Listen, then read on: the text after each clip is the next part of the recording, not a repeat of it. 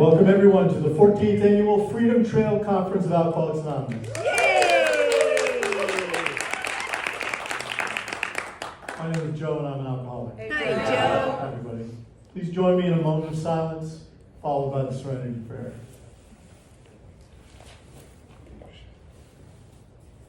God, grant me the serenity to accept the things I cannot change, courage to change the things I can, and the wisdom to know the difference.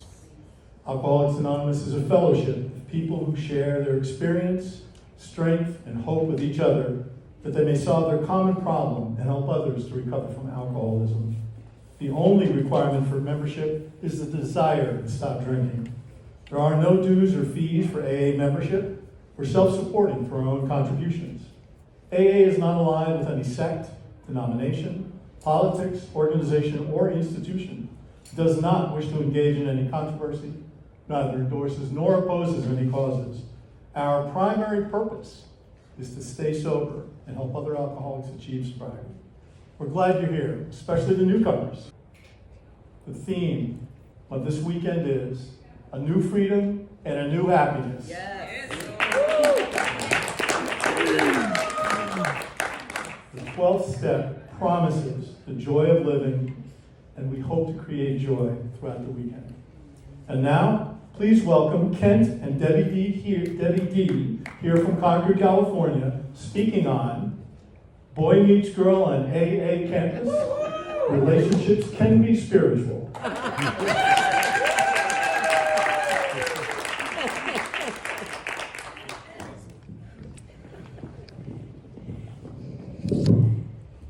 Hi, everybody. I'm Debbie Davis, and I'm an alcoholic. Hi, Debbie. Really good to be here at the conference. And thank you, committee, Arisa, for inviting us here. I've heard a lot about this conference, and so happy to be here. Well, I love our topic. So it's Boy Meets Girl on AA campus. And many of you, a lot of times when you meet a couple, you'll say, so how did you meet? And we always say, well, it depends upon who you ask. That's how we start that off with. But I couldn't find, I know it's in the 12 and 12, the statement, Boy Meets Girl on AA campus. But also, in step 12, when I was reading this a few years, 10 years ago, whatever, I saw this and it really stopped me in my tracks. It says, nearly every sound human being experiences, at some time in life, a compelling desire to find a mate of the opposite sex. So you can tell this is one of the older versions, because they've updated that language, with whom the fullest possible union can be made, spiritual, mental, emotional, and physical. And I read that and I put the brakes on and I thought, my gosh, the order, spiritual, mental, emotional, and physical. Usually we go backwards of that, right? And that's the interesting thing, is that usually we start physical, then we get the butterflies going, then we realize we have to have a conversation with this person, and then we realize, well, are we connected, on an inner spiritual level? But I thought, what if we actually did relationships first spiritually? Do we have some kind of connection? Then we had conversations with them, and then got the butterflies, and then proceeded to a physical connection. What a difference that would be. And in a way, that's kind of what Kent and I did, not on purpose, but that's the way it kind of flowed in our life. It goes on to say, this mighty urge is the root of great human accomplishments, a creative energy that deeply influences our lives. God fashioned us that way. So our question will be this: how, by ignorance, compulsion, and self-will, do we misuse this gift for our own distractions? No, it says destruction. Sorry. Distractions, too. We AAs cannot pretend to offer full answers to age-old perplexities, but our own experience does provide certain answers that work for us. So so my sobriety date is February 8, 1976, which means I've been with you for 49 years. Kent has been with you for 37 years. He'll take it in a moment. So I just want you to make that awareness that I've been sober much longer than he has. And I never use that unless I need to, okay? And so we both have home groups which are different. And personally, I like that we have different home groups because I've been very invested in my home group for the 25 years I've lived in Northern California. We also happen to be in 2 general service districts, separate ones, just because my group is literally across the street line that divides the counties and the districts, as it would turn out. So we support 2 different service offices in our area, and I like the fact that we kind of have this big, round, random neighborhood and community that we support and live in. But when I've had an boy meets girl on AA campus before Kent, a couple, I guess, now that I think about it. But I got sober in Minneapolis, moved to Atlanta when I was just almost 4 years sober, and then a few years into that, about 9 years sober, I guess, is when, I dated a few people, but nothing of any consequence. And I met, and it had an emotional change, I should say. I met in my first year of sobriety the man who would become my first husband. But when I was 9 years sober, there was this emotional shift.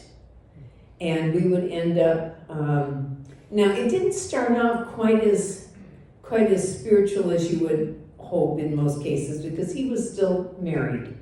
And so that, details, right, is sometimes we think about.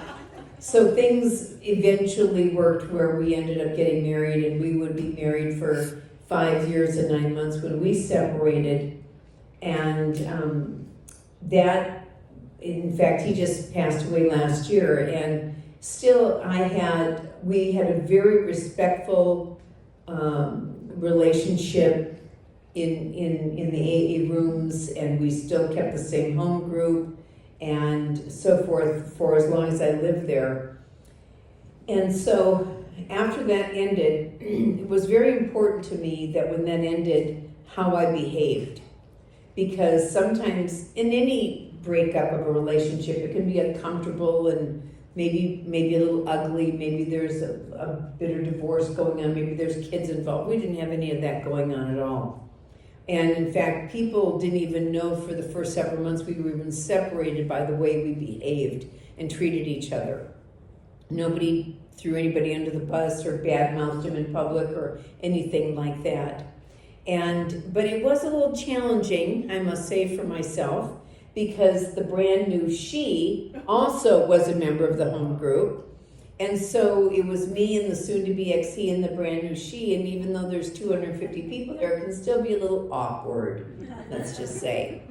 And so if you ever find yourself in that position, here's what I did, is that when I rolled up in my car, whatever emotional state I was in, whatever unhappiness or disappointment or mad at him I was, that was in the car, that stayed in the car.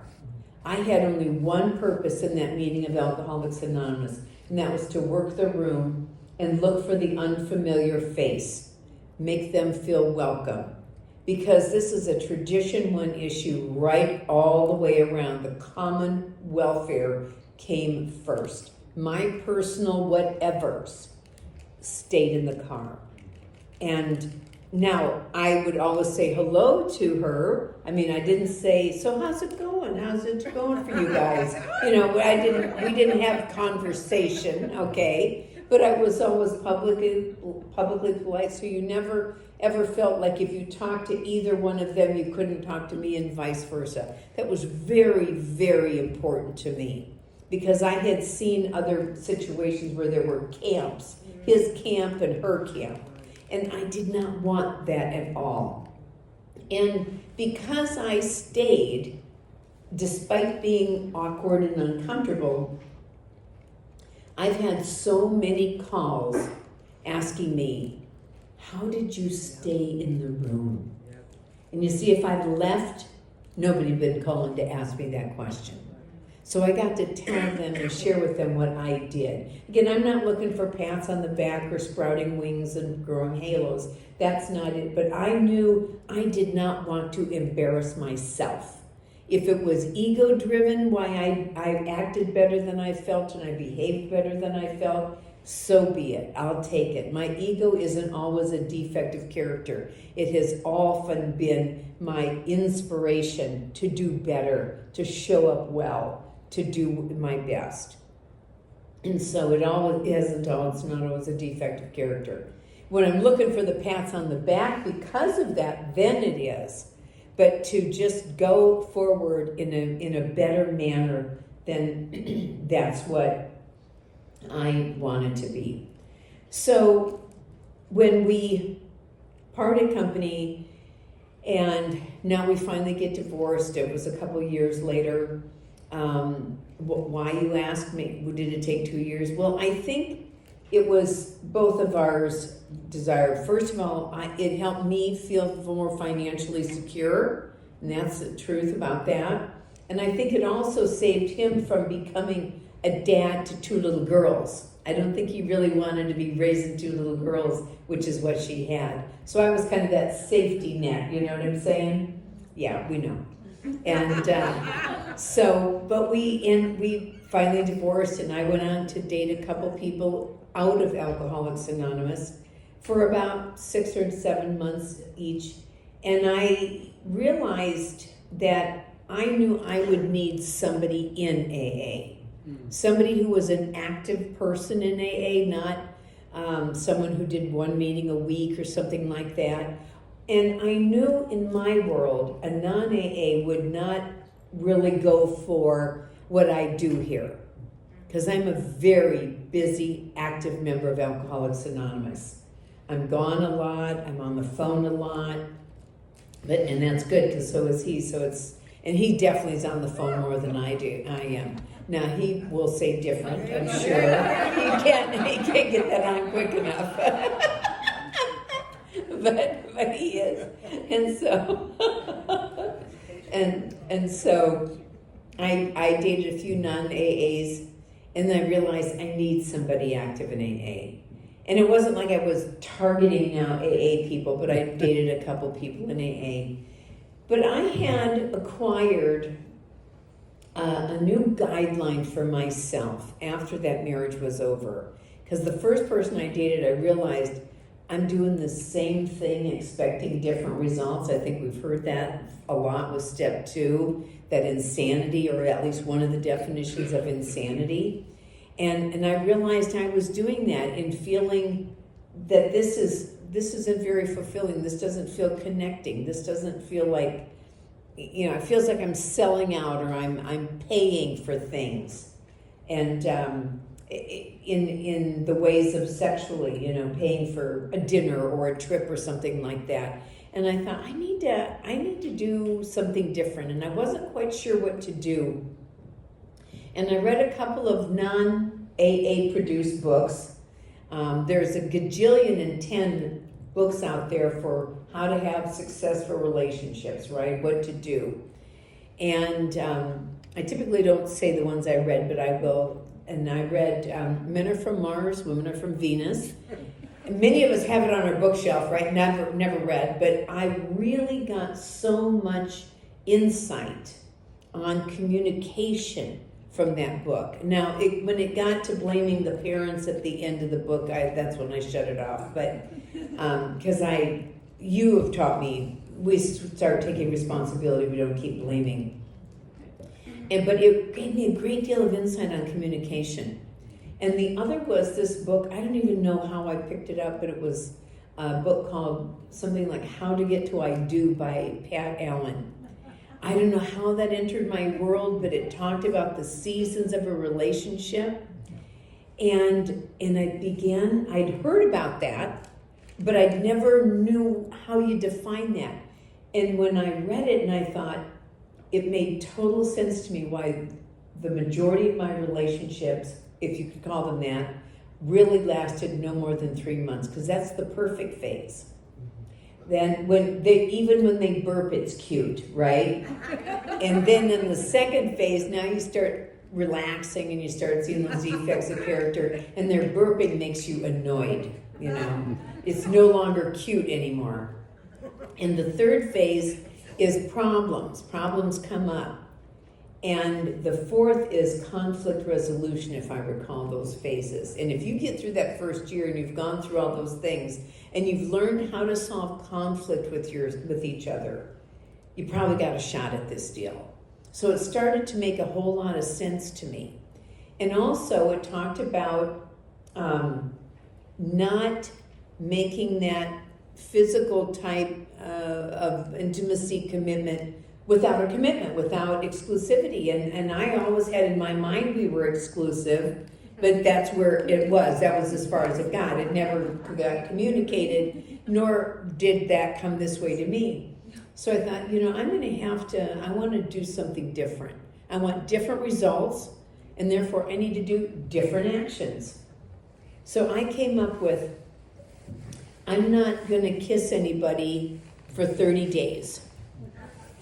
And some gals, when I've shared that with my sponsees, their jaw just drops. Like I've asked them the impossible. I said, look, if it's 30 minutes for you before you kiss the guy, that's fine. My point is, I know me.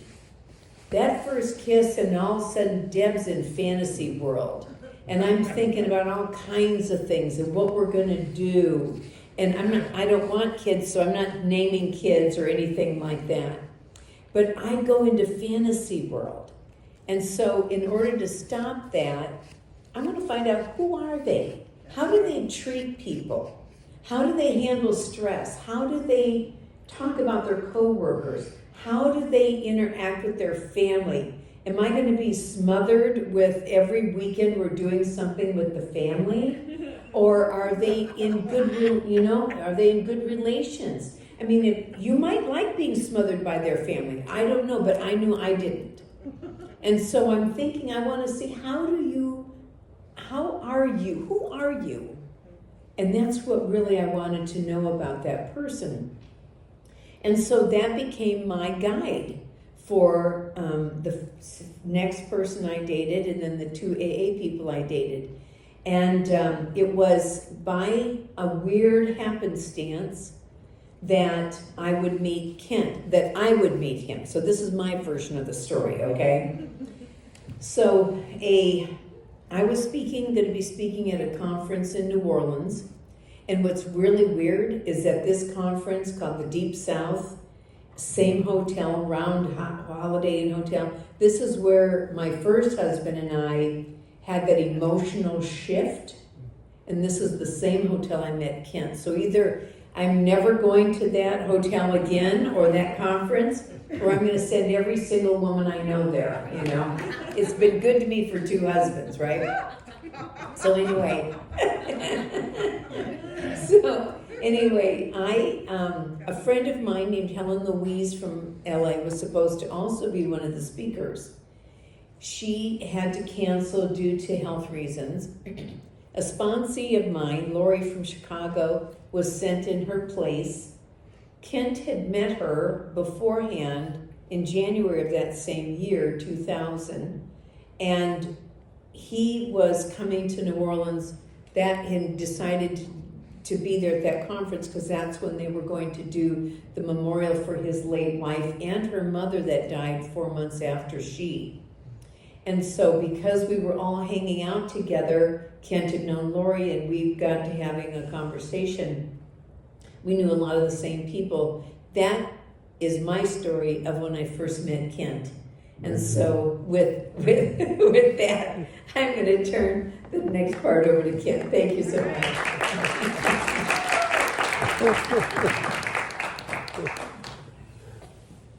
First thing I want to say is that we really have a lot of fun together. And I actually told her one of the stories that I made on the plane here. I told her one of the stories, and she laughed for about 5 minutes. And I'm thinking, we got a good relationship. We really do. We have been married 25 years, or we'll be married in 25. Let's get accurate, okay? It's April 14th of this year. We will be married 25 years.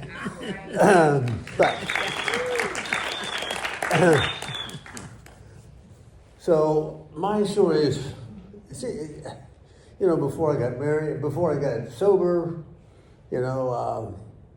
well, let me just say, I've been married 4 times, 2 trainer marriages, and 2 good marriages, and 2 while I was drinking and 2 while I was sober, and yes, probably the difference was that I was sober.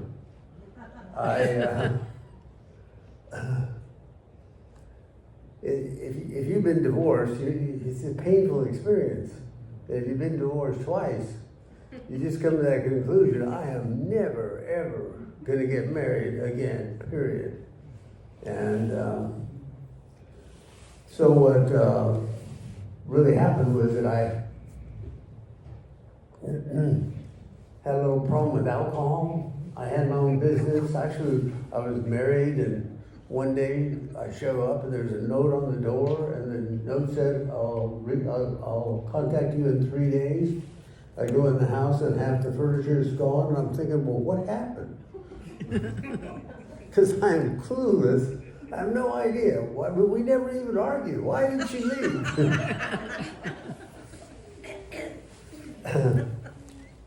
So you can tell a part of my story is a bit of delusion. Happens even to this day. But anyway, that was the end of the marriage. We had a white picket fence and 2 kids and a dog and all that kind of stuff, but all that disappeared, and I'm trying to fight child custody and divorce courts and go to work, and I'm struggling and I can't do it all, and so she makes this false claim about my behavior, and it initiated an incredible resentment, and that resentment just took off, and so did my alcoholism. And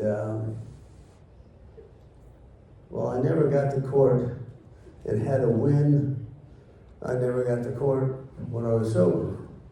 So I don't know if there's a correlation there, but I got to the point where I'm pretty gun shy going to court, because every time I go to court, I lose. I lost custody, I lost everything, I lost my, so I'm struggling, I'm fighting to keep my business going. Before you know it, there's a few people who complain about that white powder in your nose. Patients don't show up when your nose, anyway. So I didn't pay rent on the house, and they evicted me. But heck, I still had an office, so I moved into my office. And well, somebody firebombed my office. I can't understand it. I had like a 24-hour chemical distribution company. I thought it was pretty nice, actually. In California, I think some people call that possession with intent, but it was a side gig I had going. And so I'm struggling trying to keep my business going, sleeping on the floor, and Jesus, just so many people are so insensitive to a nice guy like me. Do you know they actually evicted me again from my office? And well, I had I don't know if you remember, but 1977 Mercury Marquis station wagon, and you put a mattress in the back of that. You could call it a mobile home. Well, I'm 46 years of age, leaning up against the tire of that mobile home. Well, it hadn't been mobile in a long time, but it had been parked there a long time. And it was out behind the church that I used to be a member of. And I thought we had kind of a deal going because I parked way out in the back, under the trees. One day, celebrating that birthday,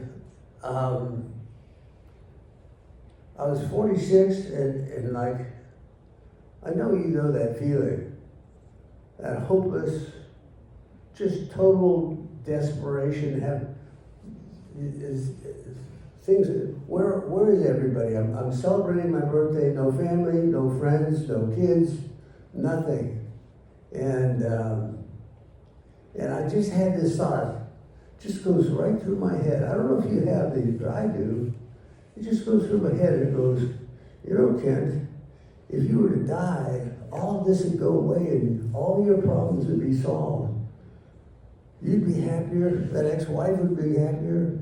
You sure haven't been much of a father. You left your kids for hours waiting for you on the corner at dark while you were doing an errand, you know? The only time your parents saw you was when you stole money from your dad's wallet. It's like, you know, you're just a miserable scumbag. Everybody in your world would be better off if you were to die. And I said, well, that's what it took for me to give up. I surrendered that day. And if it hadn't been for a friend of mine who 10 months prior to that had found his way to Alcoholics Anonymous, we drank together for 20 years. I could outdrink him all the time, so I was so glad he went to AA. He needed to. But, so he went and found me under a bush, because that's where I moved to. And I'd been under a bush, I don't know, months, weeks, months, not a year, but enough time that I knew this is where I was going to die. And he came and found me and brought me in. I connected my phone up to the internet in 1985 when it was all text. And I go into a chat room and I meet a girl. And she's in New Orleans. I'm in California. I look pretty good with a text screen like that. I just crawled out from under a bush. Just taking a shower. First time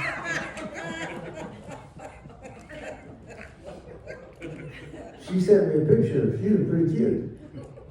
I sent her one.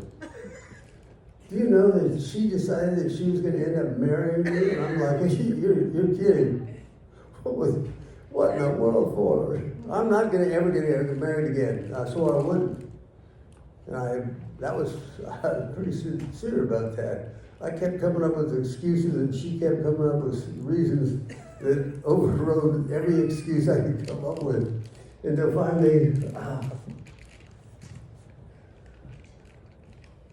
I just need to say I spent 14 years in college because my dad wanted me to get a degree.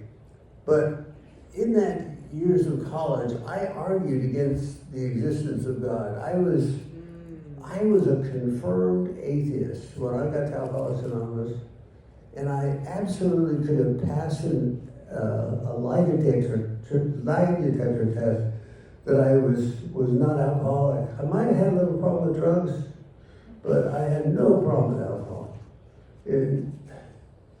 So back to the life of delusion.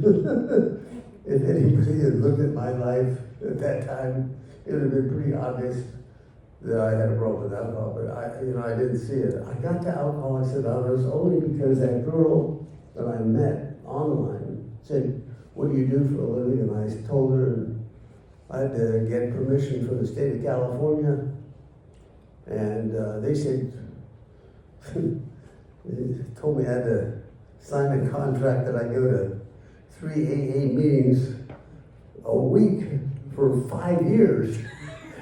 And I was arguing with the guy. I was trying to explain to him, like, I know you think that I got a problem with alcohol, but you have to understand, like, I answered all your questions, that about all the court battles and evictions and all that was, the way I managed to do all of that through all that was alcohol. If I hadn't had that, I couldn't have handled all that. And he's trying to, I'm telling him it's my solution, it's not my problem. And he's getting a little upset with me. Finally, he said, if you're gonna go back to work, you'll sign this contract. So I did. But I wanna go back to that I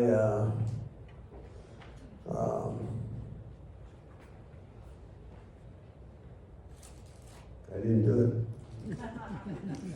It was already on fire when I laid out on it.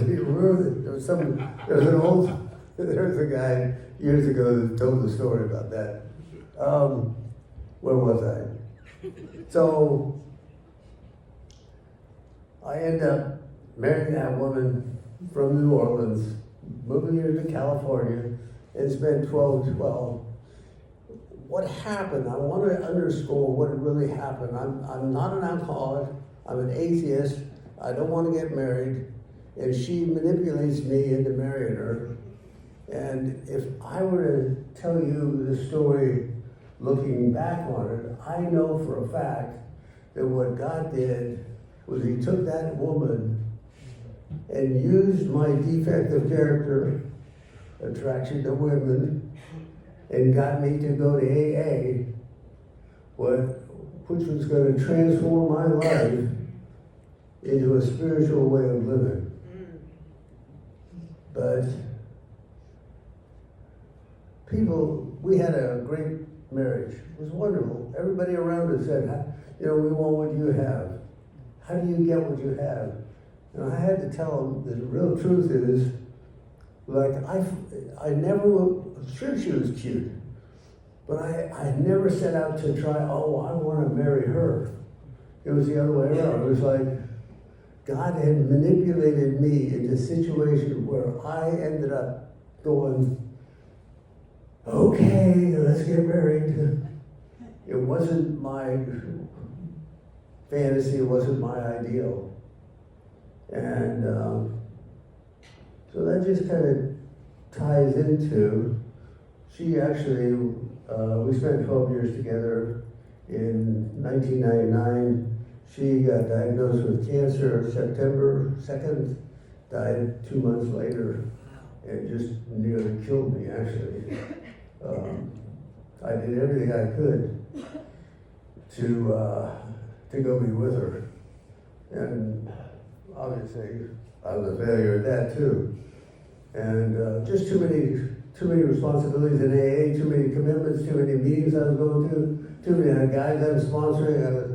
My sponsor, oh God, he's the guy that told me that I'm supposed to, we were at a conference in Chicago, and he said, he's constantly, so she just passed away like weeks ago. We go to this conference in Chicago, and he says, who's cute? Who you interested in? I said, nobody. He says, come on, you got to be interested in somebody. And there was a flyer of a girl, 12 years sober, saying she's going to do a workshop on sponsorship. And I said, I'm interested in her.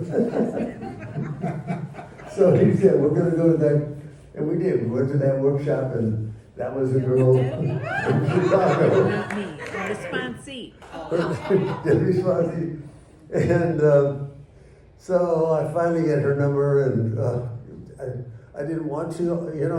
I just had the marriage that most people are looking for. I'm not ever going to get married again. I'm not. I've had what everybody was looking for. I'm done getting married. I'm okay. I'm okay. And got to be careful of the sponsors. So he finally got me to get her phone number.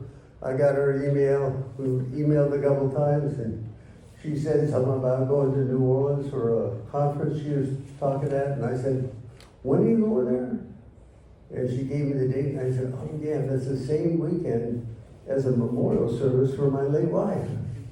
So I go to New Orleans, and she walked up to me, I walk up to her, it's like very clear. She had no more interest in me than I had in her, and I go, yes! And I told my sponsor it was perfect. But, so we sit down at the speaker table, right? And guess who shows up? There's this one that I actually used to be sponsored by her, no, I was sponsored by Glenn. Glenn was sponsored by her ex-husband. So her ex-husband and I were pretty good friends. And so I'm sitting there with, it's like, I'm in heaven. The girl, I've done what my sponsor wants me to do. I'm sitting there, I got a workshop that I gotta find somebody to talk on the concepts, and she said once she gets back to LA, she's gonna send me the guy's information. Great, everything's good.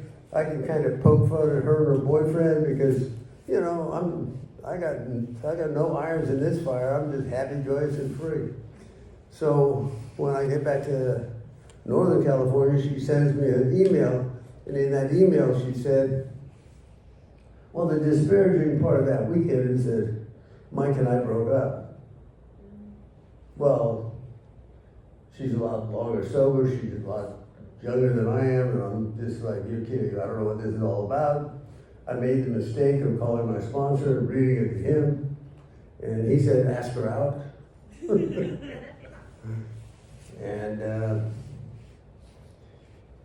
And that story that I just told you about my former wife got replayed again. It wasn't my idea. I didn't have any interest. I didn't want to do this. And when she invited me to come to, I finally sent her back a message, and she invited me to come down to Southern California, and she's very organized. She has a lot of things. She got a list of things going, and so I'm like, this is like 6 months after my former wife has died, so I'm really still too connected. I have no way of connecting beyond what I've been involved with for 12 years. And yet she's yak. And I look over at her while she's driving the car and showing us around. And I think, God, if she ever stops talking, I'll try and kiss her. Anyway, at the top of Signal Hill, she gets out of the car, I get out of the car, and I go take her in my arms, and she goes, rejection! Southwest flies out of here every 30 minutes. Just get me to the airport.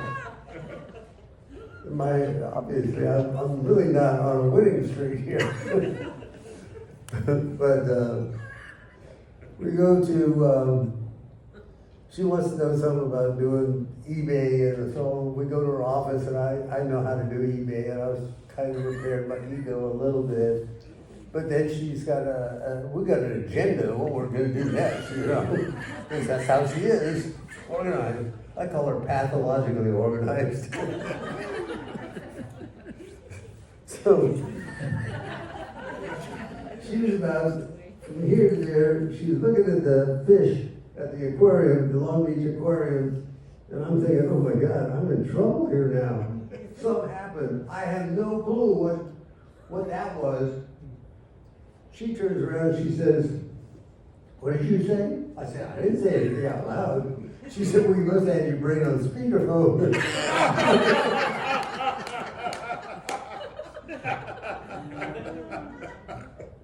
So when somebody asks me, how do you find the best marriage partner you can imagine? It's like, it's going to happen to you. And it happened to me. I didn't set out to do it. I was not ready for it. I didn't want it in the first case. I wasn't ready for it in the second case. And here I am, 45 years later, happy to the plan. So.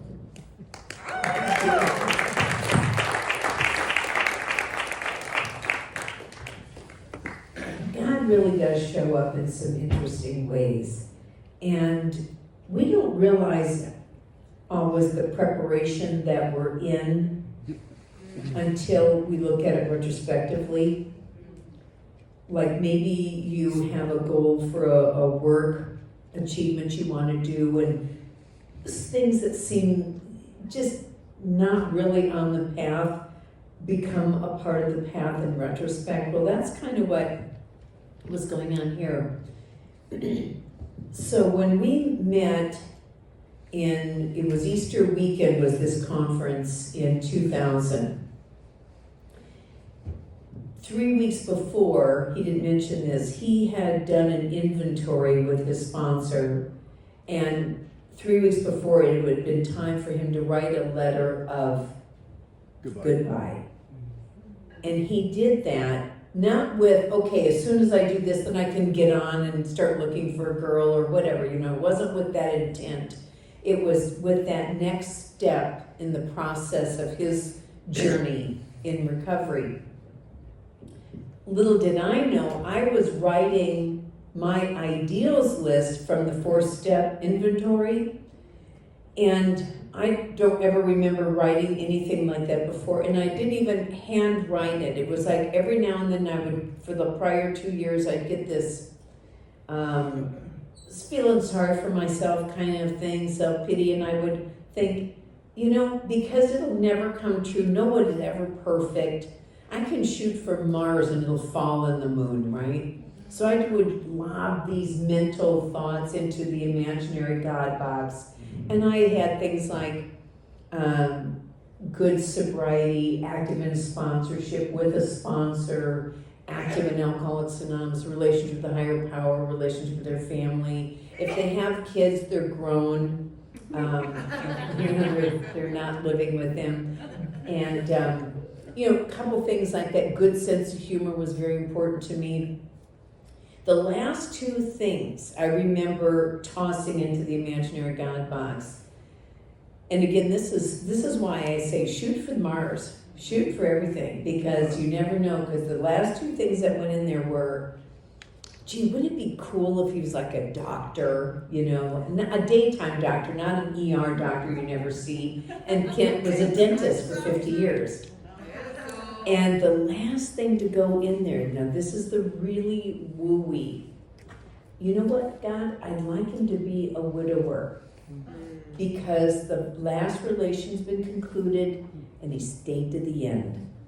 Now, where would that, how would you put this whole little package of requests together?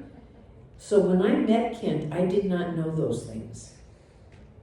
And that's a pretty strange package. I've talked to some sponsees who had their ideals list, and they had things like a golfer, an outdoorsman, that sailor, really adventurer, that kind of thing. And I'm like, none of those were on my list. You can tell I'm not an outdoorsy person. Can you wear high heels outdoors, kind of thing. So I'm not outdoor adventurer, and none of that. And so it was just interesting to hear some other people's ideals, what spoke to their spirit. And these were the things that spoke to mine. And so when I meet Kent, amongst this foursome, again, I was there with a boyfriend at the time, and my sponsee Lori was there, and Kent, and we just kind of all hung out together. But there was no zippity zings or anything like that when I saw Kent. Sometimes you get those heart palpitations and oh my God, right? But he wasn't anybody. If you lined up 10 guys, I would not have picked Kent. Okay. Now, and if you line up 10 women, I wouldn't have been picked by him either. We know that. We've talked about that. But when we had to start a conversation, it just became, it was very comfortable. And we realized we have a lot of things in common. And then when he said, hey, would you like to go out to dinner sometime when I'm down there? Now, I know he has to fly down here. This isn't like, I live in Long Beach. He lives in Cerritos. It's not like he can just drive over. So I said, I don't know why I didn't just end with, sure. But I went on to give an opportunity of a weekend I was available. And I remember very specifically making the decision, I'm not going to book this weekend up with a bunch of sponsees and stuff like that. I'm just going to have the weekend to myself available. And so that was the weekend. Well, he doesn't know the 30-day guidelines. He's thinking a weekend, woo woo, right? and he's got other ideas, and that's when the signal on Signal Hill became clear, and why he was in a hotel for the weekend. So we had a good time. We had a lot of fun hanging out, a lot of laughs, and he did the thing at the Long Beach Aquarium, and then when this was before 9/11, so you could sit with people at the gate when you took them to the airport. And so we're sitting there, and I have no idea what he said, but this weird feeling came over me. And I'm driving home, and I said, God, if this isn't the guy, then get him the heck out of my life. Because it felt different, and I thought, how many times have I thought that or felt that? But there's something weird about this, and if I'm fooling myself one more time, then, the old thing, bring it or block it, or something like that, but you get what I'm saying.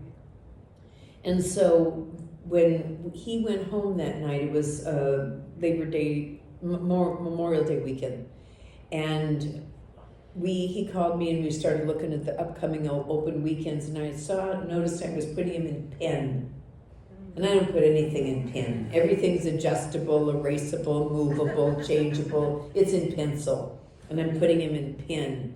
And I realized this kind of odd awareness of what I'm doing. My turn. Oh, it's your turn? Okay. Well, I guess he's going to fill in some more here. Okay.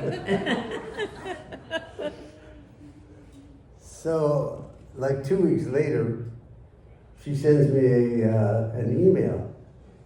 And in the email, No. You sent me the email that says, what are you thinking? Oh yeah, God, don't ever do that. This is, you have to set up the joke good, Okay, so now my sponsor knows I'm down there. All the people in Southern California are kind of talking to her. All the people in Northern California are talking to me. All the people who are friends with my ex-wife are telling me, what the hell are you doing? And, but it's pretty obvious this is going very quickly at an incredible pace. And so I sent her an email and I said, so what are you thinking? And she sends me back an email with 3 lines. How does springtime Paris honeymoon sound? I go, whoa!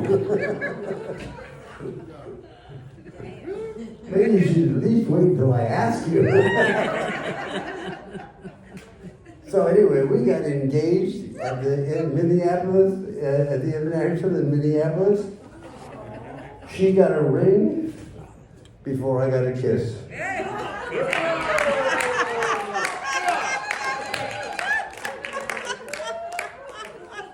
You see who's clapping? Okay, but the ring, you gotta understand, this is a special ring that I gave her. Because I work right next door to Kmart, kind of like Walmart. And it came as a 1 of 6. But this was the clear plastic one. And of course there was 12 strings attached to it too. So she got a ring with strings attached. One was that she stay sober, that she have a sponsor, stay in service, work with others. And then the last one, well, the last was, you have to wear this ring until you get a decent replacement. And if you look in my pocket, you'll find a check for you to go pick a decent replacement. So we are at the Minneapolis, people know her. I keep saying, ask this your ring. So she brings out the little plastic ring, and one of the people said, kind of small, isn't it? Now she isn't a natural blonde, so what she did was she figured out that night that she took a long piece of floss, tied it through that ring, she could hang it, she could put it down under her clothes and wear it without having to disclose it. It was the beginning of his sense of humor that I really got a taste of when he did that. So it did, in most cases, if somebody did what I did, I would probably question their sanity. Aren't you moving a little fast? We met Easter weekend officially. We got 6 weeks later, our first date was Memorial Day weekend. 6 weeks later was the 4th of July in Minneapolis where we got engaged. And about 7 weeks after that is when I moved out to Northern California. Because I had made the decision for myself also that I am not, I've chosen not to move in with anybody without a ring and a wedding date. There was needed to be commitment because I had enough of the non-commitment fantasy world that I had. So we moved up, I moved up there in August of 2000, and it was the easiest move because I jumped right into a home group, right into that community. The transition was so easy. And I was back and forth to Southern California often. And it was, so it was almost like, did you move? I mean, it seems like you're down here all the time, but it was such an easy transition. I fell in love with his family. They are just still delightful. We've traveled with them, still do.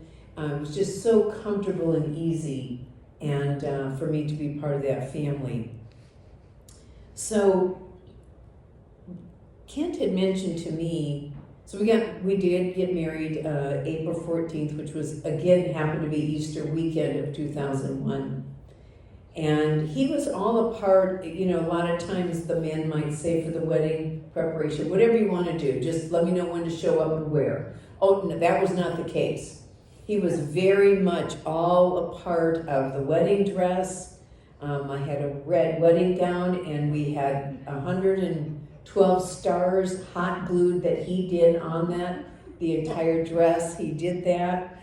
And he was very much a part of the whole thing. And so right from the beginning, collaboration was a part of what we did, a lot of group conscience things. And so that is really how we've started, and it has stayed, we built in the traditions and the steps and the concepts even into our wedding vows. So that was always going to be a solid part of our foundation, and that still is today. So I think what I want to share is a couple of examples of how we have gone on about practicing the traditions. And so when we talk about common welfare, it really is something that we have conversation about. Both of us have independently are active in Alcoholics Anonymous, which makes us better members of our marriage as well, I really feel. And that none of us, I don't feel, really takes the selfish, self-centered route. Well, it's all about me and what I want to do, without considering maybe the finances or the logistics of it or what. But what I have learned to do has been, because I have been an only child, I'm a loner, I'm a doer on my own, and I really don't have a lot of collaborative. And Kent is the other. He is a group getter together. He consults people and widely. And so I've learned to come more and more to the middle of that. And so by running my ideas past him has been really, really great. We've really enjoyed collaborating on things like that. Whether it's putting a flyer together or how to do things. And I think that blends more into tradition too, a group conscience. Neither of us is the dominant. We share the responsibilities. We share the sharing, the decision making. And I think one of my favorite stories is about when I moved up with Kent, I had 4 animals. 2 dogs, 2 cats was the configuration. And so all of a sudden I had a 4-pet limit put on me. I didn't, that was not a group conscience, but I understand that. That's a lot when you go from 0 to 4, So I'm like, okay. So we're at this point of, this was maybe about 5-10 years ago. We had 4 pets at the time, and I would always look in the paper for this. One day they would always advertise the little critters that need homes, right? So one day I'm looking in there and I thought I saw this pair of cats, and I think I was a cat in another life, you know. I just love cats to their little bits of fur. And so I looked at these cats and thought they look exactly like our cats. And their names in the advertisement are Coco and Chanel.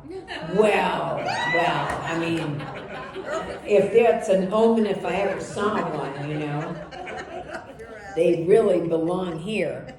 And so Kent comes downstairs, I'm staring at this picture, and I said, honey, there's these 2 cats here. No. That's okay, I'm not deterred. He said, they look just like our cats. No. That's okay. And their names are Coco and Chanel. No. I could foster them. And that's when he really started to laugh. He said, oh, no, I see this right now. A year from now, we got 250 cats and dogs in here. We only own 4, but the rest we just haven't gotten around to fostering. And I start to laugh because I'm like, he's probably not too far from the truth, you know? And so I'm sitting there looking at their picture and thinking, he walks away, and I thought, you know, they look just like our cats. I wonder if he'd notice. So just so you know, I don't know who got Coco and Chanel, but they did not come to the Davis house. But things like that we have a lot of fun with. And I think at 2 years, Kent asked me this question. So what do you think is the most important thing in a relationship, he said. And I said, oh, laughter. And he's like, gee, that's awful shallow, you know. I guess you're blonde. I mean, you know, I am. And he said, you're blonde, kind of superficial. And he wants deep meaning of life conversations, right? That's what's important. And so we're married now 10 years at this point. And he says, remember when I asked you about laughter and I thought it was pretty shallow? He says, I think you're right.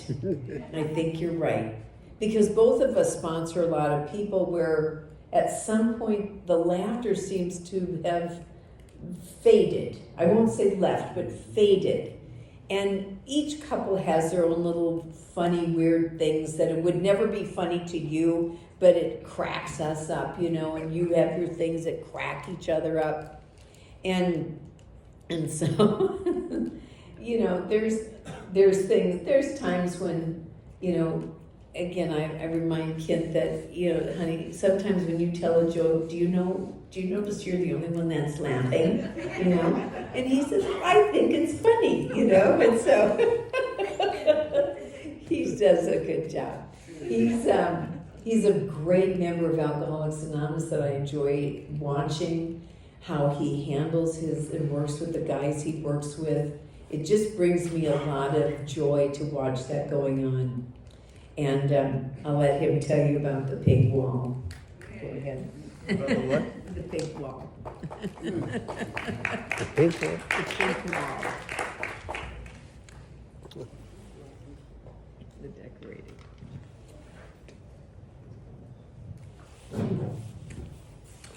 So I started sponsoring when I was in my first year, long before I should have been.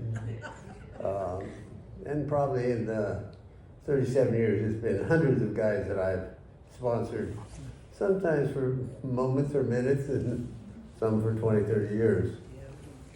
But in that process, if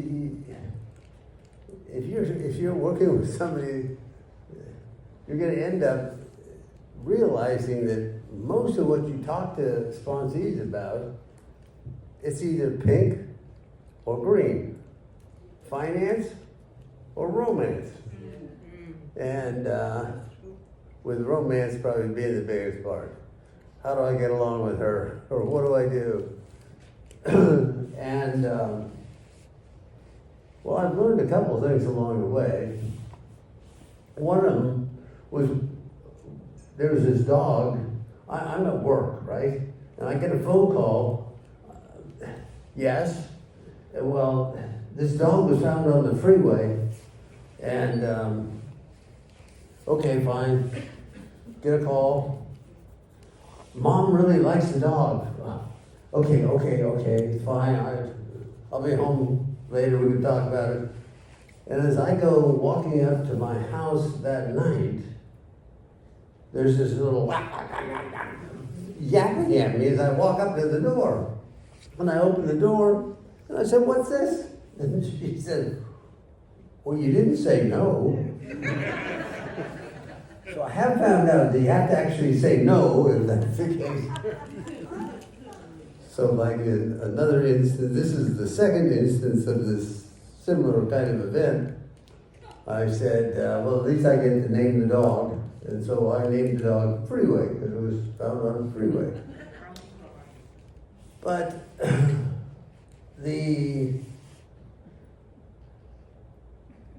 how do you stay married or happy, and how do you get along? And what I learned listening to guys talk about what happened. Okay, explain to me what happened. And as they go through, I said, okay, so up until you said that, there was no argument. Is that right?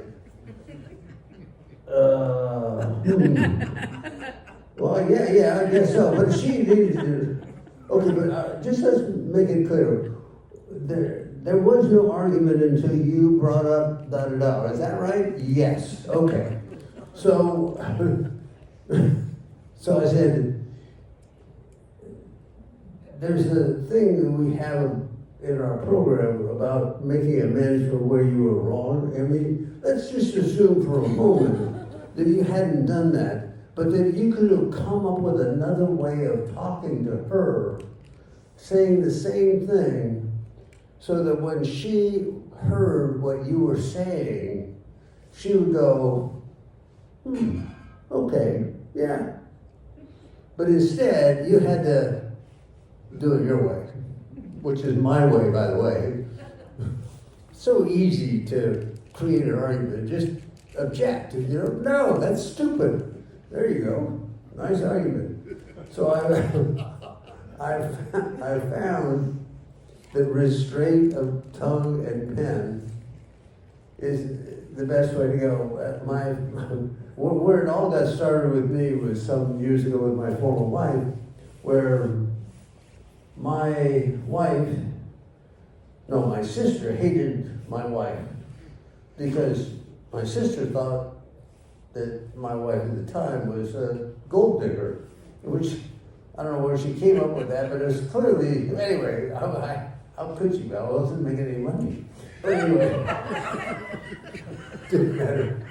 So my wife hated my sister. And I'm talking to my sponsor about this relationship, and he says, stay out of it. Oh, what if I got solutions, and he said, Kent, stay out of it. I'm just like, well, by this time I've had a sponsor long enough that I'm going to do what he says, even though I know he's wrong.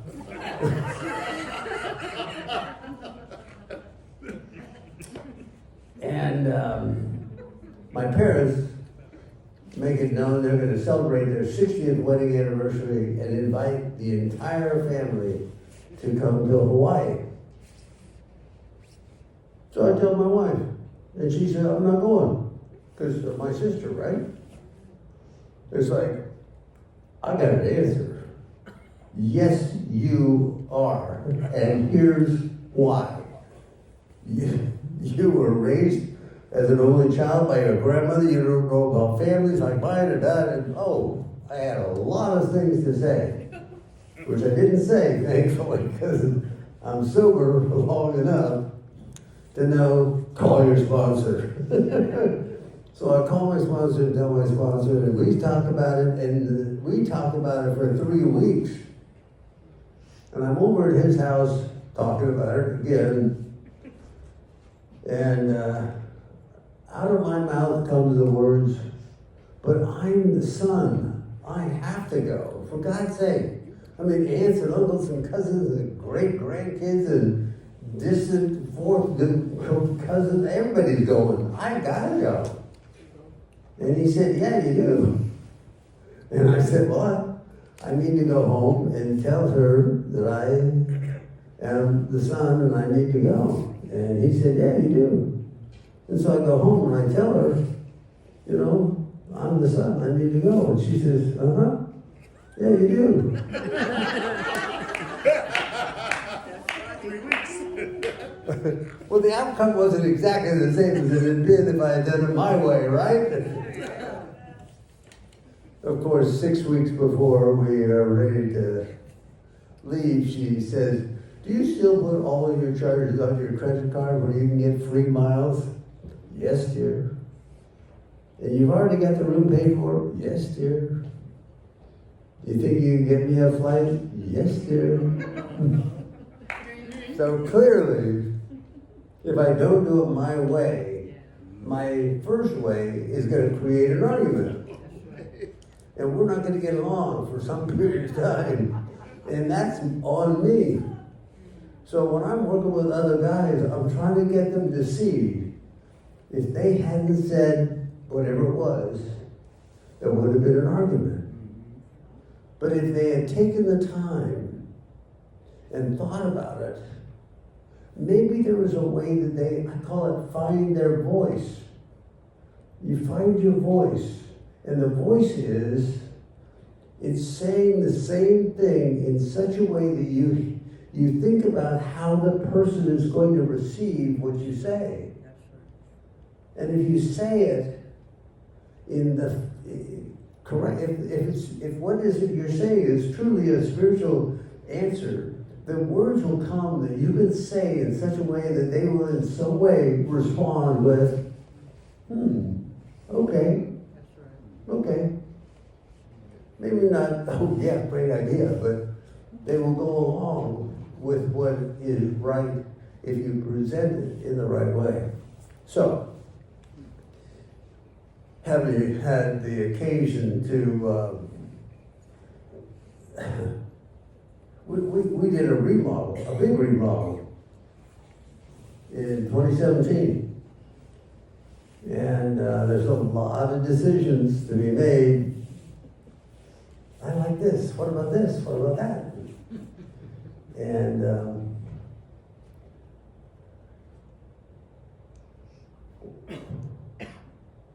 what I know is that if I can please my wife, I'm happy. I'm a lot happier than if I get my way. So if she's got her eye on something and she thinks that really works well, unless I cannot stand it, and there's that occasion, but I got to find my voice.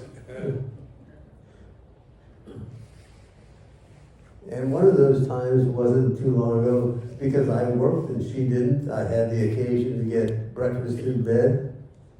I like that, 7 days a week. And I had that for the whole time I was getting, we got time? So while I was working, I got breakfast in bed. And when I retired, she said, "No more breakfast in bed." And I said, "Well, I worked 15 years beyond retirement age, so I think," and I got it. Except for about a year ago, she got tired of that.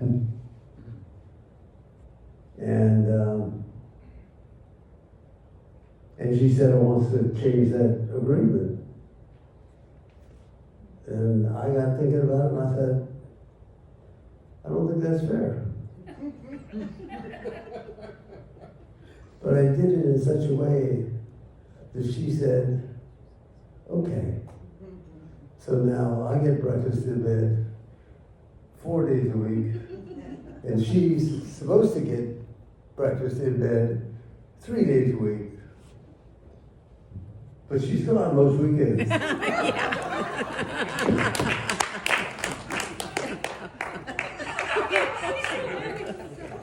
Not only that, but when she's home, I do a Saturday morning 7 a.m. meeting, so she doesn't get Saturday either.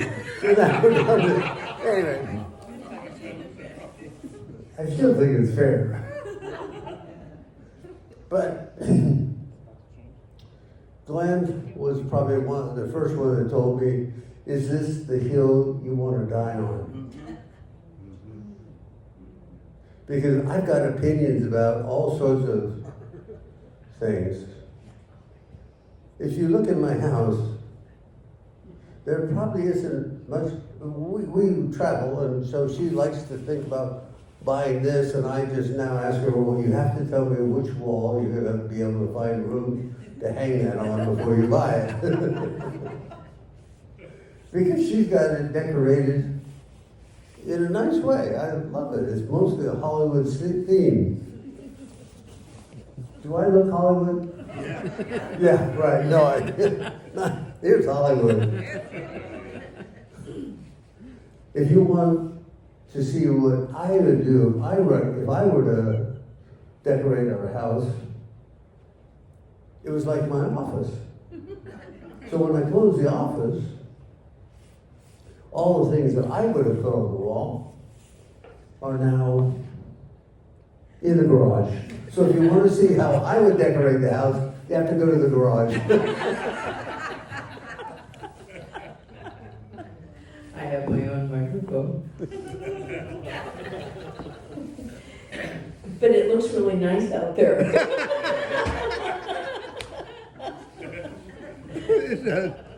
So, you know, I never met his late wife Skeeter, so there wasn't any of that kind of conflict or familiarity or anything. I know a lot about her, of course, from his stories, and I thank her for the good training she did, because I could have never handled Kent as a newcomer, I'll tell you. I'm so grateful. She really groomed him well to be a good mate. She really did. We haven't really talked much about this, but most couples will experience some challenges.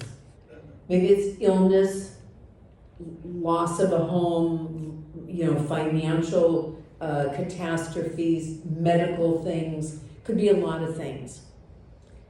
And we've really scathed through pretty good, just a couple little bumps now and then. But a few years ago, in 2016, we were presented with a situation that really took us to an interesting direction and a level, and something to really have these deep conversations about. He got a call one day. He has twin daughters, and one of them called him and said, one of them is a professional woman and the other was not. I'll just say that. And we think she's sort of one of us who just kind of couch surfs and stayed with us. We tried to help her with an education, and it was cooler to say, I'm going to school than actually doing it, And so we had to make some adjustments there, but she started having children. And we got a call one day and said, Dad, CPS has taken the child, who was just a little over 2.5 years oldish. And we'd never met her at the time because the daughters had chosen not to be a part of our life. And CPS wants her to go with family, and would you take her? And he said, well, obviously I need to talk to Debbie about this. And I'm like, yeah. I mean, again, I chose as a single-digit little girl. I was never interested in having children. I never had a biological clock tick. And so now this coming into our life, again, I think it was a cat in another life, what do I know about raising kids? And so I'm like, well, let's find out what does this look like? Is this maybe God's way of bringing to us a situation that brings and integrates this into our life? Not sure. So, well, let's look at what this looks like. So, I mean, there's checks and scans and backgrounds, and my mother was living us with at the time, and she had to be scanned and backgrounded, and we had classes to go through and hoops to jump through and loops to go around. I mean, I thought if everybody who had children had to do what we did before they had children, we'd have a less population. Nobody could make it through that on a regular basis. It was amazing. I'm grateful for the experience, because it really gave me that appreciation for those grandmas that do have to take the children and fostering. It really gave me a new appreciation for what they've had to do. And so we went through everything, and now it's decision day. We have to make a decision and tell them tomorrow when we go see them, we're either all in or we're not. And we were in this rental house while we were having the remodel going on. And we had like a 2-hour conversation. And we both remember just the spiritual connection we felt with each other and with God in the room as we made the decision. Now, some of you would have made a different one, but we began to look at what our life really is valued at. Is it to helping the one? Or is it helping the many in our AA life? Because the one is going to dramatically alter my life. I mean, she's 3 to 4 years old at the time. You can't just pass it off to nannies and babysitters and things like that. And so we cried, we talked, we really soul searched. And when we went the next day and we said, we just don't feel that we are the right fit, that, and they could tell we were very feeling the angst of that. And they said, thank you for telling us, because a lot of grandparents say, we'll do it, and 3 months later, bring the children back because it is just, can't handle that. And how traumatic it is for the child, right? So we were getting ready to leave in about a week for a 3-week out-of-country trip. So we go on about our business, we come back, and again, God's got this. So we come back and we call the foster parent and say, we'd love to come and see Amber. She said, she's not here, she's with family now in Concord. And we're like, family in Concord, there's only one other person besides us in Concord. And that's the sister that they haven't talked to in 5 years. And as it would turn out, through communication, the sister, who had her own daughter, was able to get an emergency adoption arranged, took the child. Now the 2 sisters are communicating again. And she is raising the child. And it's like, we knew we had really done the right thing. The child got to go with family, got to basically get reunited with her mother in that kind of way as well. But some of those decisions aren't always easy. And when you say those marriage vows in sickness and in health, for better, for worse, for richer, for poorer, sometimes the gauntlet will be put down. Did I mean that or not? Am I all in, or was it just for the fun and the good time and the easy time? We all like those times, but am I in it all the way? And so the other thing I wanted to share as we're closing out, I think we go to 8:30, right? I think that's, isn't it till 8:30? It says till 9:30, so we got plenty of time. That's Saturday night. To 9:30 tonight? Okay, well, buckle up, all right. Have you gone to the restroom, Okay. So I wanted to share this one story with you. So his late wife, Skeeter, that was her nickname as a child, real name Shelba, she had a child named Matt. Let me do. And, well, okay, I'll fill in the gaps if I need to. Okay, so Ken's going to tell a story about Matt. Okay, go ahead. Go ahead. Okay. I hope you're having as much fun as Debbie and I are. So I told you when I was leaning up against that tire, I just wanted to end it all. And what it made me was convinced that when I got to Alcoholics Anonymous, I had to come up with another way to live, because if I went on my way, I was going to end up again under the bush.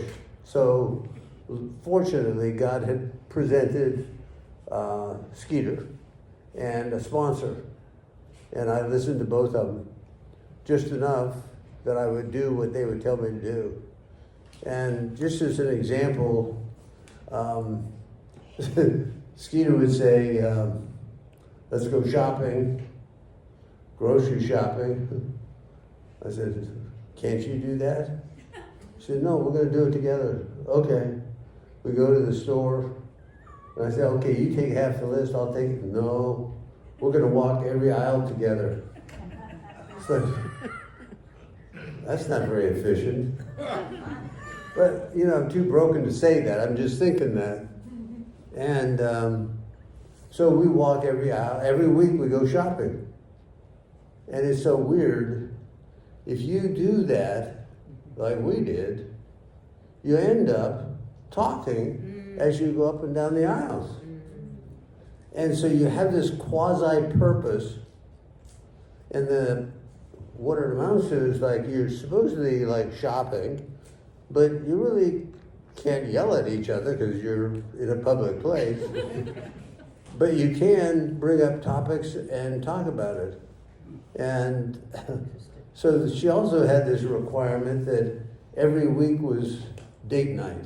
We had a date night every single week. Well,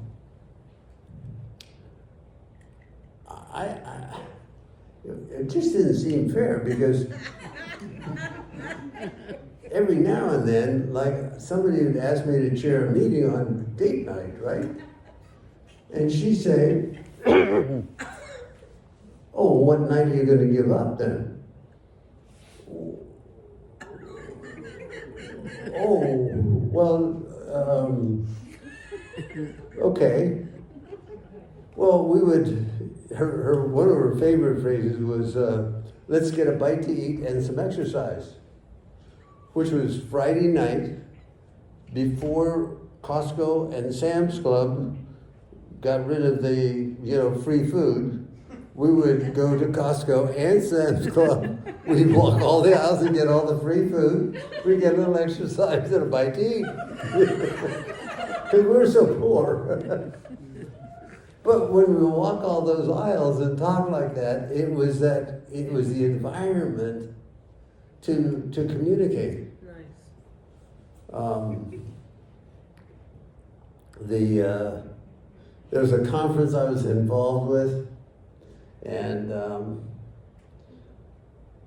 it was this coming weekend, and I called Skeeter up and I said, I think I'm gonna stay at the hotel. Well, Skeeter never liked me going. She was not in AA. She never liked me going to AA. She just liked being with me. She wasn't like she had anything against AA. It's just like she loved me so much, she wanted to be with me. So why would I not want to be with her? And so I'm telling her, I think I'm going to stay at the hotel where the conference is this weekend. And she just didn't respond well to that. And so I called my sponsor up and I said to him, so Skeeter doesn't want me to stay at the hotel. And he said, Kent, you're going to have to come up with what it is that you need to do to stay sober. And then you're going to have to take responsibility and do that. Well, I knew what he really meant. He meant go home and tell Skeeter, you've got these commitments, you've got these meetings, how much of the rest of the week do you want? And she said, I'll take it all. Whoa! Well, all of a sudden, we had a negotiated agreement, and it worked. So if I want her to take on a new commitment, which one are you going to give up? Oh, okay. But it improved our marriage completely. She actually died on Tuesday, and the following Wednesday was my home group. And the week before that, she said, it's Wednesday. And I said, yeah. It's your home group? I said, yeah. She said, the only meeting that she ever said this about, she said, I understand why you're going. And 1 week later, she passed away before the meeting.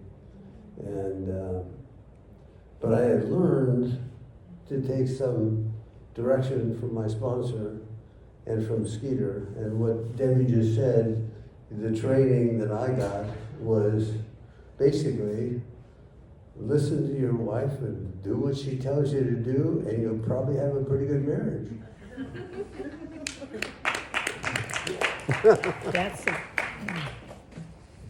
That's really good advice. That's really good advice. So Skeeter had a son named Nat. And when she died, he was about 18, 19 years old. It really didn't, he went back to New Orleans to live with his dad, and it really didn't end with them very well. It was, when we all remember being 18 and 19, and we're not the greatest of people. 12, he was 12 and 13. No, when she died. Oh, when she died, yeah. When she died. So there was that, awkwardness. So years have gone by, and we hear nothing from Nat whatsoever. And about 5 years ago now, I think, he just out of curiosity reached out to Kent and sent him a text. Kent still got the same phone number as from forever. And Kent's heart is so big and warm that he responded back to Nat. And that began a conversation and a relationship with those two again.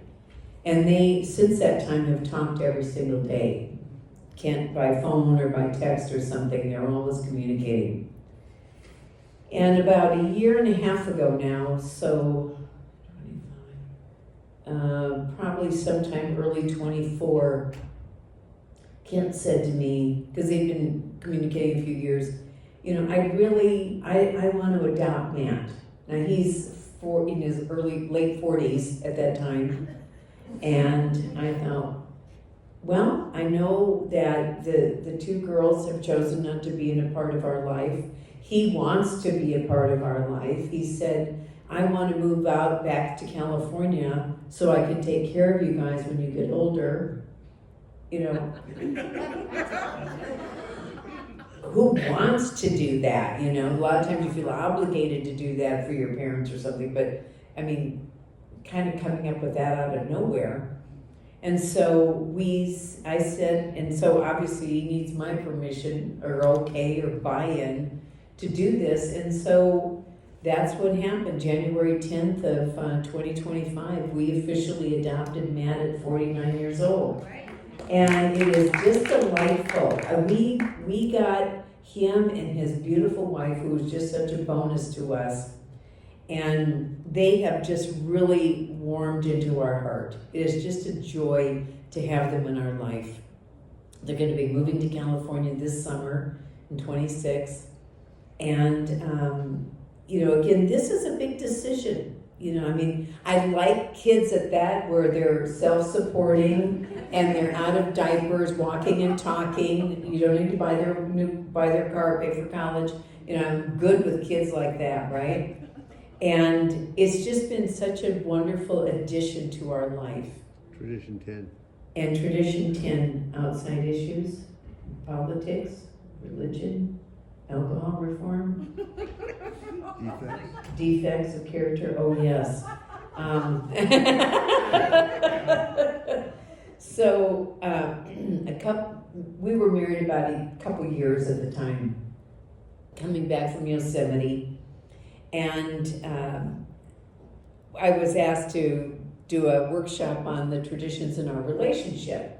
So we're driving back we got about a 4-hour drive, and I said, I really feel like we apply the traditions in our relationship, but I don't exactly know all the words how to describe that. So we went through each tradition and how we feel that we apply that in our life. And again, I'm not trying to make us sound like these super spiritual giants or wonderful people. We have impasses, but we're not yellers, screamers, door slammers, I'm out of here people. We don't have that verbal.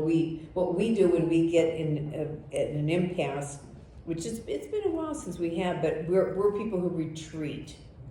We go into our corners and we do our own examination and we do our own quiet time. And it might be a few days or something, but eventually what happens is we'd meet each other in the hallway and I would put out my hand and say truce, and then we would kiss and it would be, everything would be gone. It would just melt away. So we do have impasses. So just so you know that we don't, we're just like everybody else. But anyway, we get to tradition 10, which is that, Alcoholics Anonymous has no opinion on outside issues and so on and so forth. And therefore we keep, we have no opinion. So we get to 10 and it was like he was waiting for this one, okay? And he says, you need to think of your husband's defects of character as an outside issue and therefore have no opinion on them. I'm like, what? How will you know? I need to help you with those, right? This is my job. And it felt like I went into a straitjacket when he said that. I was baffled. And then the more I thought about that, I thought how right and good guidance that is for me. Because why is it that doing it right and perfect is the default line, and anything that goes below that, man, I'm on that in my own microscopic way. And why does that get blown up instead of all the assets? And so that's one of the things that I'm talking about tradition 10 that we find to be so beneficial, is that I got loads of defects. In fact, I described it one time as Kent has a couple of really big ones and I have a bunch of little ones. And the way I saw that is that if you piled all mine up on they'd be the same, right? But he saw that differently.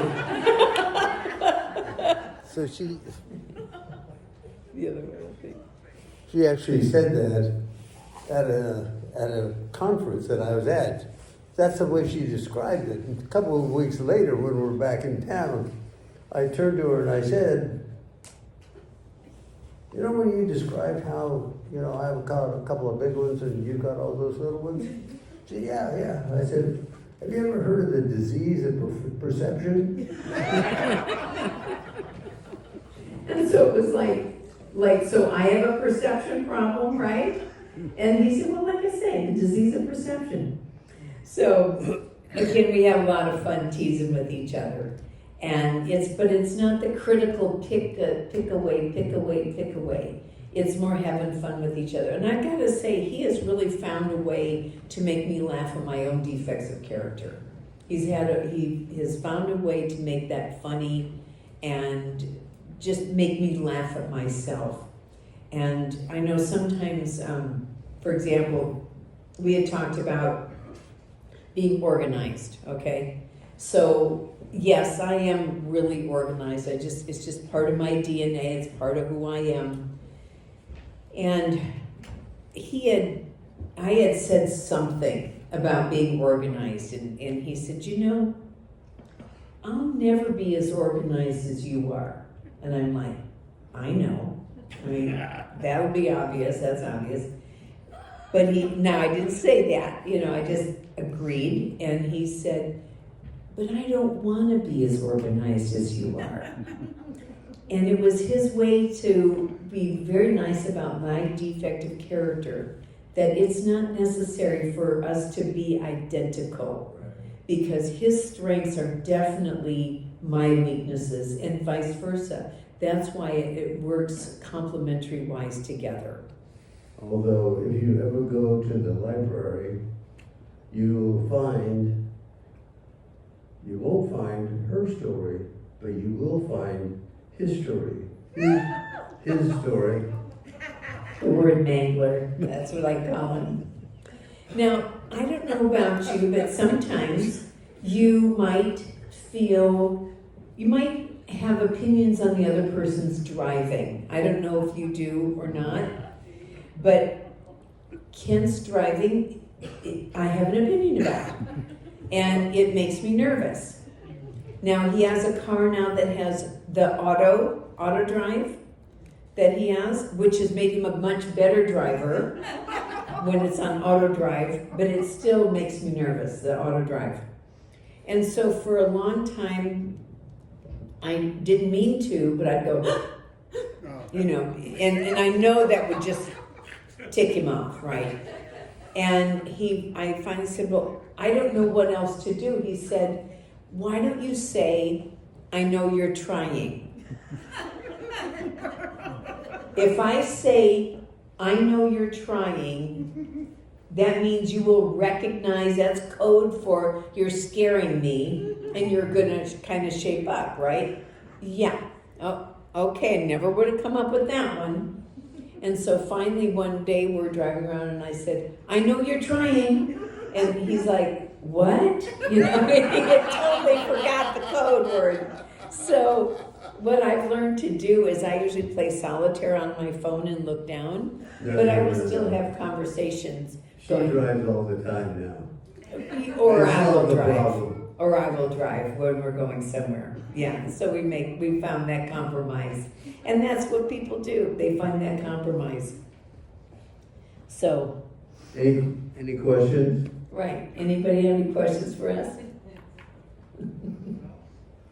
Thank you, God bless. But I think that kind of wraps up what our message of what, and I know that it's getting late. Thank you for the opportunity of all the time, but I also know that you guys have been sitting a long time, been a great audience. We thank you so much for the opportunity to share with us. Thank you.